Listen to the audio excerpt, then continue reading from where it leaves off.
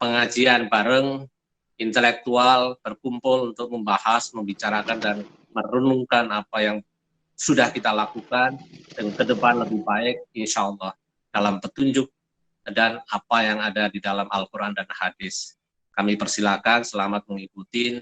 Terima kasih. Assalamualaikum warahmatullahi wabarakatuh. Terima kasih atas sambutan yang telah diberikan oleh Direktur LPPOM MUI, Profesor Dr. Tri Joko Wisnumurti.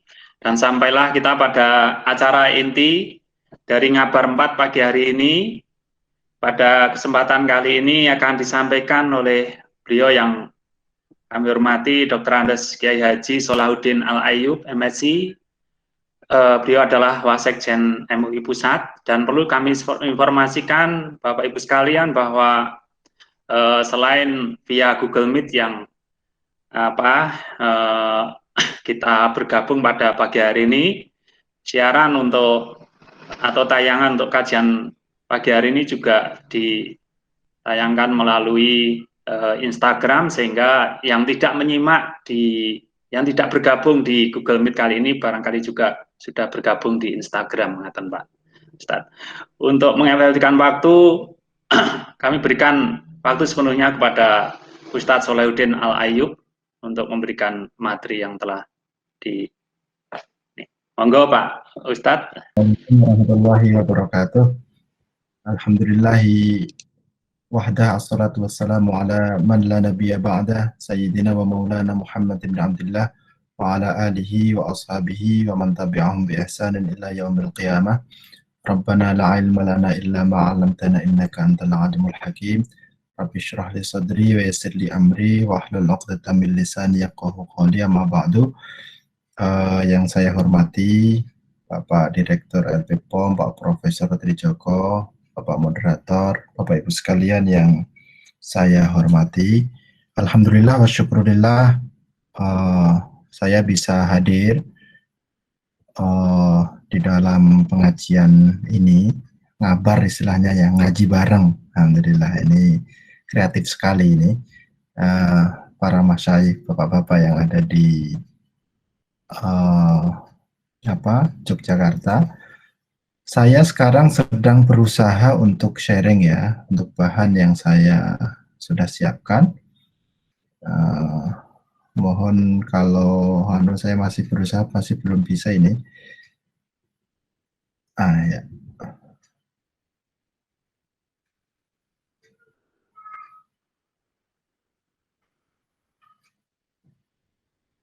Apakah bisa dilihat ya?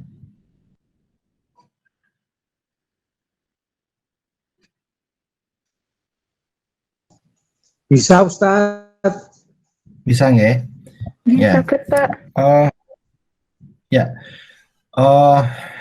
Alhamdulillah, saya seperti yang dikenalkan tadi, saya Solahuddin Al-Ayyub, saya Wasekjen di Majelis Ulama Indonesia. Kebetulan saya bidang saya adalah di bidang fatwa. Sebelumnya saya memang di Komisi Fatwa lebih dari 15 tahun.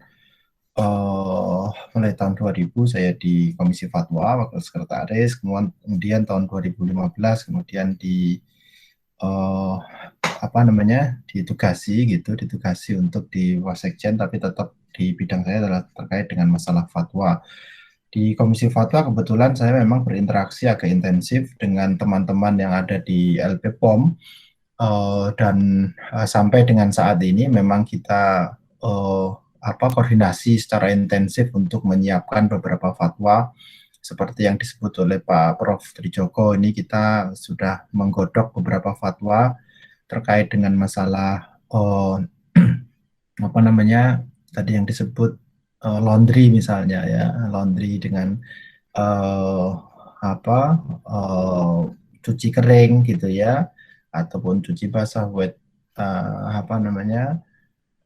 itu sudah disiapkan. Kemudian terakhir kita juga sekarang menggodok juga tentang human diploid cell gitu ya, untuk penggunaan di dalam obat-obatan ataupun di dalam vaksin. Oleh karena itu kemarin ketika mungkin teman-teman dari LPPOM DIY ingin ngaji bareng dengan teman-teman dari LPPOM Pusat Nah, ketika dilihat judulnya katanya, wah ini yang pas bicara Pak Ayub lah. Saya bilang, wah saya ini nggak ngerti apa-apa yang terkait dengan masalah hal-hal ayat-ayat kauniyah ini, teman-teman LP POM yang lebih pas gitu. Tapi baik, kemudian saya akhirnya memenuhi apa yang diinginkan oleh teman-teman dari LP POM, dan di dalam slide ini memang saya ingin mengarahkan bagaimana perkembangan ilmu pengetahuan itu menjadi pijakan dalam penetapan fatwa di Majelis Ulama Indonesia, khususnya terkait dengan pangan. Karena hal-hal yang terkait dengan hukum tentang produk makanan dan minuman, khususnya terkait dengan sertifikasi halal, itu memang merupakan perkara baru yang sebelumnya kita belum mengenal di dalam khazanah klasik, di dalam kitab-kitab fikih terdahulu, dan juga tidak kita temukan secara sharih, secara jelas di dalam Al-Quran dan Al-Hadits gitu. Oleh karena itu, karena banyak hal-hal baru, kita di Majelis Ulama Indonesia melakukan penggalian lebih dalam gitu ya, tentang perumusan hukum suatu masalah. Nah, akan tetapi untuk merumuskan sebuah hukum itu kita harus paham dan tahu terlebih dahulu tentang apa yang akan dihukumi itu. Gitu. Nah, misalnya ketika kita berbicara tentang mikroorganisme, misalnya tentang virus itu apa, tentang misalnya vaksin itu apa, dan lain sebagainya, kita pasti akan berbicara intensif dengan LP POM untuk melakukan itu. Dan biasanya kalau teman-teman di LP POM pusat itu tidak tidak begitu yakin dengan jawabannya, akan mengundang ahli di bidang itu gitu. Oleh karena itu memang perkembangan ilmu pengetahuan itu merupakan sesuatu yang sangat penting untuk perumusan halal haram, khususnya fatwa tentang produk halal di Majelis Ulama Indonesia. Nah, sebelum saya masuk ke situ, saya ingin menyampaikan secara highlight terkait dengan sebenarnya bagaimana jalan fikir kita di Majelis Ulama Indonesia itu menetapkan sebuah fatwa, khususnya terkait dengan masalah produk halal gitu ya, tentang pangan, minuman, obat-obatan, kosmetik, dan yang lain sebagainya. Yang pertama, catatan yang penting untuk saya sampaikan adalah landasan filosofi kenapa kita ini melakukan sertifikasi halal. Tadi sudah disinggung oleh Pak Direktur, sudah dibacakan oleh korek kita, bahwa ada beberapa ayat dan hadis Rasulullah Shallallahu Alaihi Wasallam yang bisa menjadi pijakan kita bahwa sertifikasi halal itu memang dibutuhkan gitu oleh umat Islam, khususnya yang ada di Indonesia. Pertama yang harus kita lihat adalah saya mengetengahkan ada 3 ayat yang erat kaitannya dengan masalah ini. Ayat 168 di surat Al-Baqarah, ayat 88 di surat Al-Maidah, dan ayat 114 di surat An-Nahl. 3 ayat ini berbicara tentang masalah halal dan thayyib, khususnya di makanan, di produk makanan dan produk minuman. Yang pertama disebutkan, ya ayuhan nasu kulu mimma fil ardi halalan thayyiba. Wahai sekalian manusia, makanlah apa yang di bumi yang halal dan thayyib.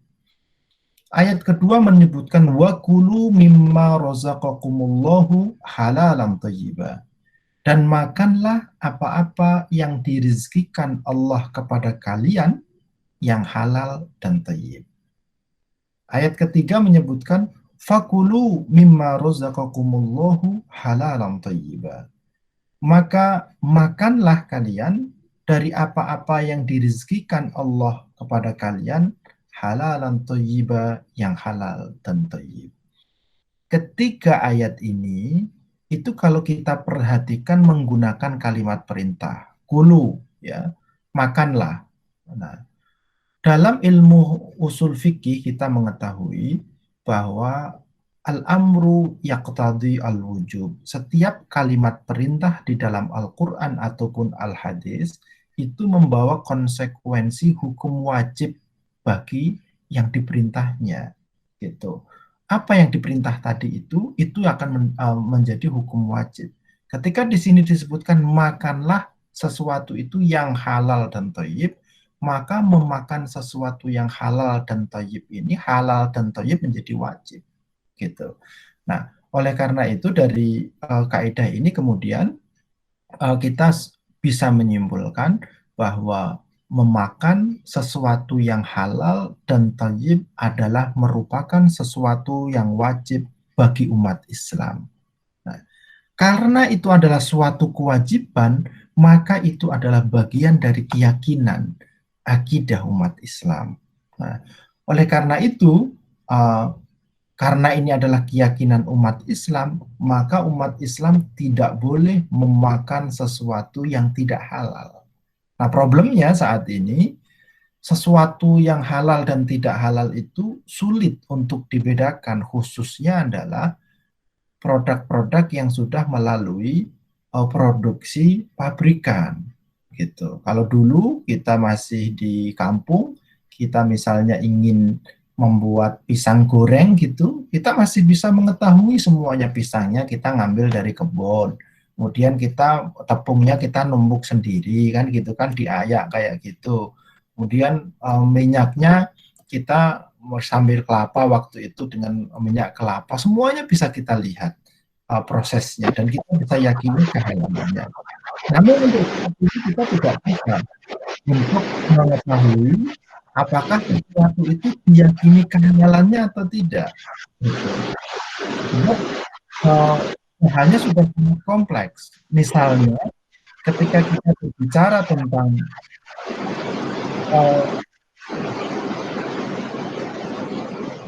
halo, ada noise ya. Misalnya ketika kita berbicara apa namanya tentang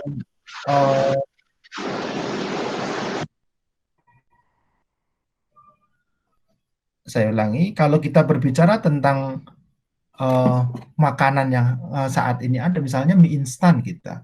Mie instan kita tidak tahu terbuat dari apa. Misalnya mie instan rasa soto misalnya. Itu enggak kemudian dicampurkan dengan soto, bukan, tapi dicampur dengan flavor. Flavor itu isinya apa saja tidak tahu kita. Sebagian besar flavor adalah barang impor. Impornya yang paling murah dan mudah adalah dari Cina. Orang Cina tidak kenal halal haram. Apakah kemudian kita langsung bisa menetapkan bahwa flavor itu halal? Tidak bisa. Misalnya lain adalah gelatin. Gelatin itu hampir semuanya adalah impor karena gelatin itu bahan utamanya adalah tulang. Nah, tulang kita habis oleh tukang sop, jadi nggak bisa untuk diproduksi sebagai gelatin.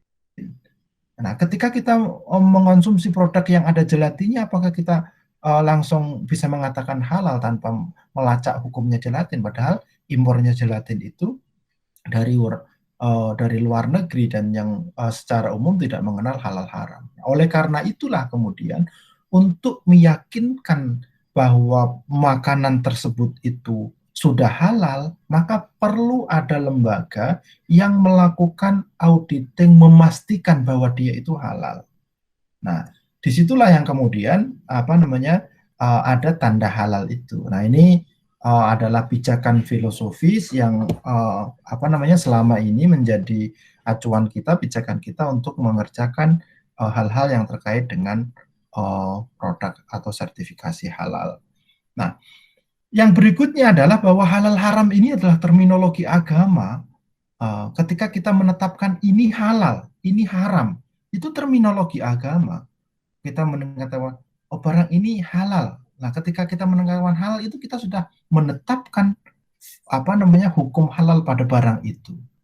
Nah, untuk menetapkan itu tidak boleh ditetapkan oleh sembarang orang dan tidak boleh ditetapkan tanpa ada metodologi jelas, gitu. Ketika dia mengatakan ini halal, tapi dia tidak punya ilmu secara syar'i bahwa dia itu betul halal dan tidak